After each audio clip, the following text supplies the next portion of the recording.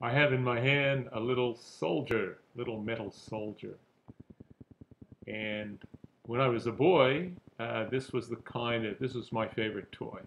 This is what I loved to play with, and I would set up elaborate battles and forts and castles and all kinds of happenings, telling stories with these little figures, indoors, outdoors among the logs and dirt.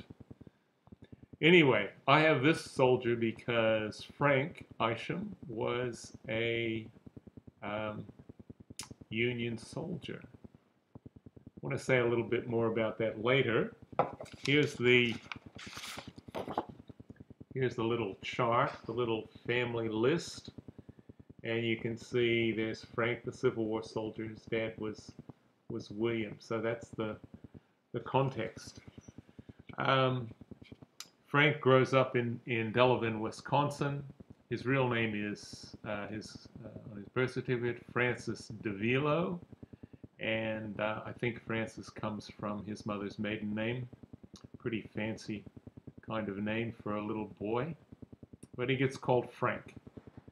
And Frank is a Civil War soldier who is part of Company K of the 49th Wisconsin Regiment. And as I think I've said, he was discharged before the entire regiment was mustered out, because he was ill.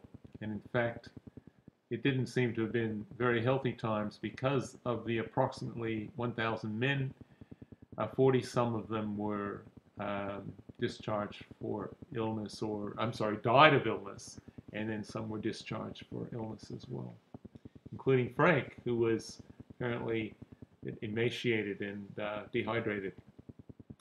So within a couple of years, Frank marries Florence, and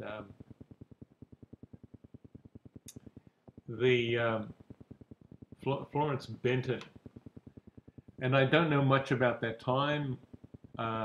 Some indication of the unhappiness that lay ahead may be in a story that my mother tells of Florence making a lunch for Frank, going off to work, but in fact, he goes and sits in the park. Maybe he found selling things as disheartening as I did when I tried doing that. But he seemed to have done it for a long time. He took up the tinner's trade from his father, related to his father's hardware business, undoubtedly. And he sold, I think, implements related to that. Tinsmithing took the place, filled the gap with a lot of pots and wash tubs and implements that we have plastic for in our own time.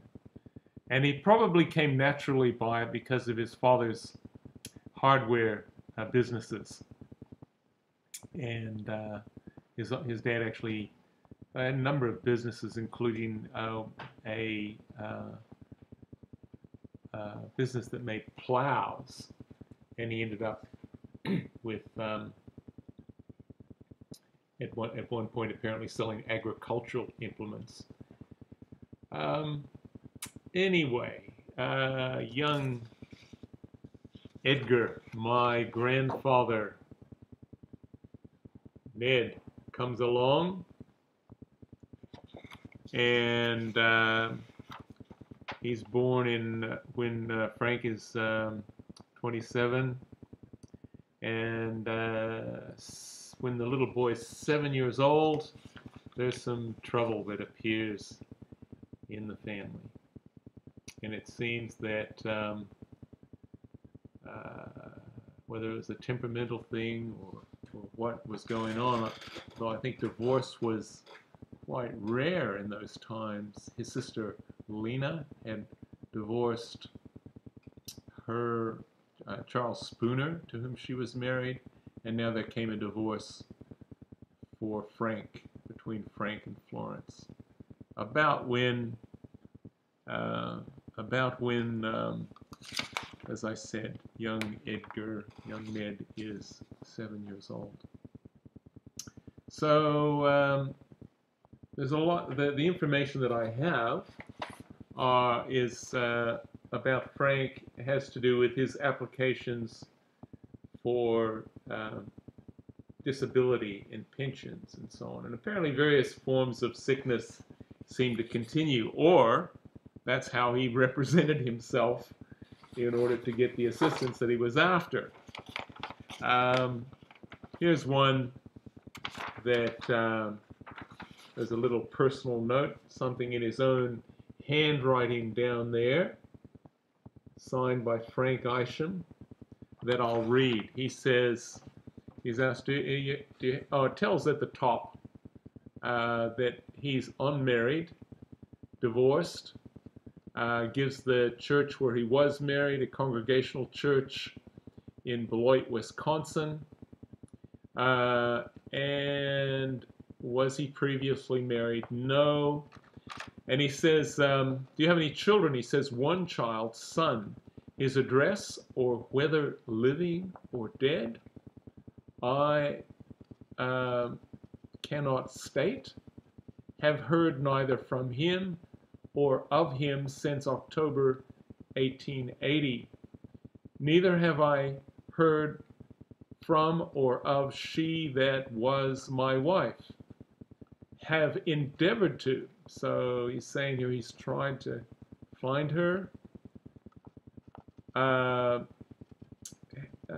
Have endeavored to, but last seen by me in Chicago, Illinois in October 1880, as above stated. So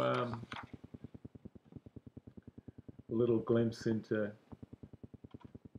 Frank, perhaps. Now, here's an odd thing.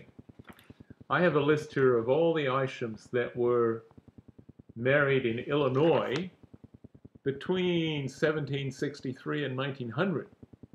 So quite a few of them, actually, quite a few. There's a second, okay, just get that on the second page to it. And there's someone here that Frank says, Isham, get this on the screen, Frank DeVille, married to Martha Rhodes Morton, the 13th of October, 1881. Well, that's a year after he's last seen Florence. Was there something going on? Was there some unfaithfulness in the marriage prior to this? Who knows? But if this is really him, and it's an unusual name. I mean, Isham to begin with is unusual, and if they're Frank DeVille is very close to Francis DeVillo, and of course he went by Frank. So if that's not him, it's a huge coincidence. But then if it is him, he's being very coy and deceptive, because I have several applications for pension and pension increase where he's answering questions, and no one is mentioned except Florence and the marriage and divorce related to her. So who knows? It's a mystery. One little incident in one of these applications has a bit of interest, perhaps. So I'll read a little bit of this. He's telling someone, this is he's made some sort of sworn affidavit up in Maine. So he's living in Maine at this stage. I have no idea how he ended up way up there. but he tells a little incident that also gives a picture of the time. So he said, let's see if we can get this so you can see that okay, so he needs this for the following reasons. That sometime in the fall of 1880, while traveling in a team between Jerseyville and Brighton, Illinois, in pursuit of his regular business, the horse suddenly shied or turned, throwing him to the ground, whereby his left ankle was fractured. That, owing to the lapse of time, almost 21 years, and a partial stroke or paralysis which affected his right side, with resulting loss of memory, evidence of which is on file in the pension office. He is unable to give dates with any degree of accuracy or to remember the name of the physician who attended him at the time or the name of any person who was present at the time. So if this occurred also in 1980, how does that fit into the mix of the divorce, the separation, another marriage maybe? These are all some imponderables, really. So there's Frank. He eventually dies in a home for Civil War veterans in Maine. And that is basically the end of the story.